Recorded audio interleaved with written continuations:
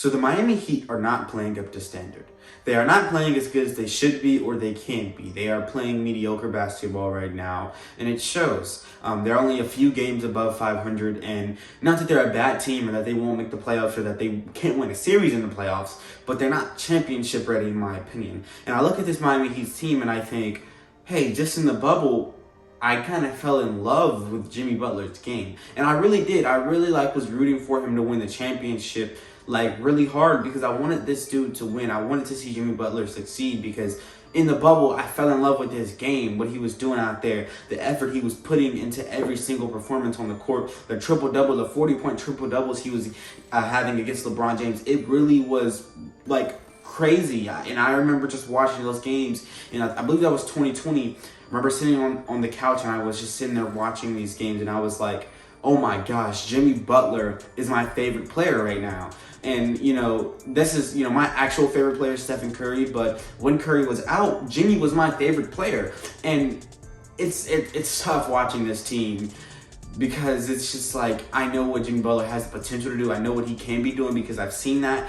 And this just isn't up to standard. I want to see Jimmy Buckets win a championship. I love Tyler Hero's game. I want to see Tyler Hero become an up and rising star. And I want to see him do what his potential expands him to do. But it's hard looking at this team and being like, dang, this team's just not cut out to win. And the thing is, I feel like the Miami Heat have a few problems. The first is they're just a bit too old. And when I say that, what I mean is they're a bit too old in a way of they have an old mindset. Their better players are, or take that back, their better role players are older, but then their core pieces are young. Jimmy's not young. He's kind of in the middle. I think he's above 30, right? He's getting up there. But Tyler Hero, he's young. Bam Adebayo, he's younger. Some of your core pieces are younger, the pieces that are in your rotation, in your lineup. So you've gotten younger, but you've also remained older. It's kind of like a mix between okay, I want to stay in this era, but I also want to stay in this era. It's I want to see Tyler Hero be Tyler Hero, but they've got Tyler Hero playing okay, think about it this way. Jimmy Butler, if we're going to compare them to the Cavaliers, right? The 2016-17 Cavaliers. Immediately you can look at Jimmy Butler and be like, he's the LeBron of this team.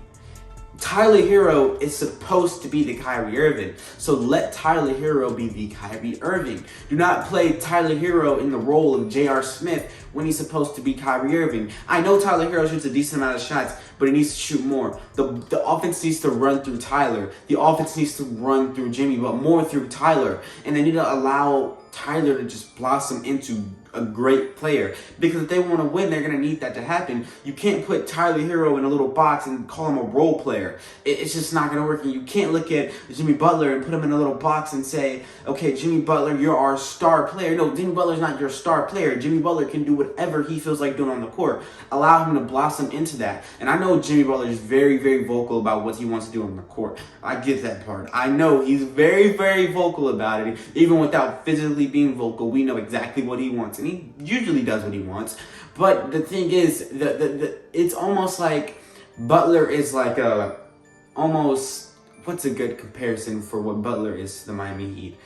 We can say he's like a Chris Middleton almost. Like a very high-level Chris Middleton, to where they don't always rely on Butler to win a game. They don't always rely on Butler to score 30 to win. It's like, oh, if Butler comes out to play today, we're just going to put the offense around him almost like the Bucks do. It's like, oh, if Butler does come out to play today, okay, everybody shift gears and play to Butler's needs. But we're not going to start the game off like that. No, I don't agree with that. With the Bucks, it works because the offense should run around Giannis. And if Chris Middleton does get hot, okay, we can all switch the offense to cater around Chris Middleton. But no, Jimmy Butler is your Giannis. You shouldn't have to cater the offense to fit around him. The offense should already fit around him. You should have Tyler Hero being your Kyrie Irving. Tyler Hero, you should have the offense revolve around him as well. He should be a guy that you go to for buckets every single time. This Miami Heat's team is kind of messed up and wacky, and I think it has to do a lot with their mashing with their plays. Not that,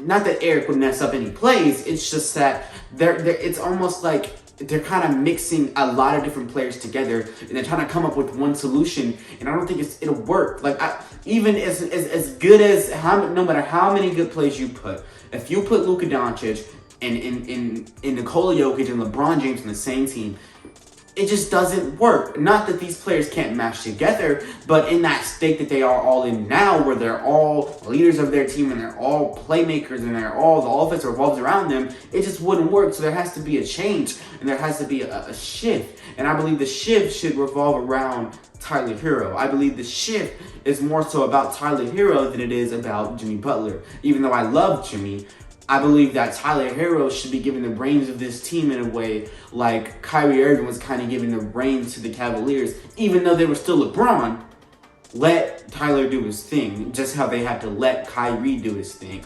And I like Tyler Hero. I like Jimmy Butler. He was one of my favorite players, my most favorite player throughout the whole bubble series and bubble playoffs and whatever. But it's just getting bad. It's hard to watch them as a team. They've got some things they need to hash out. They got some things they need to like deal with. But I still got faith for them. I got hope. I feel like if they get everything together and they work it all out, I don't want to see Tyler Hero being inconsistent anymore. I don't want to see Jimmy Butler being inconsistent anymore. I don't want to see Bam Adebayo being Bam Adebayo anymore. They've got to grow up. They've got to grow up as a team, and they've got to get better, and they've got to do better collectively as a team if they want to win. Because even though they suck right now, I have not thrown them out. Like, I am not canceling them out. And when I say they suck, they're still a good playoff team. They could still win a series.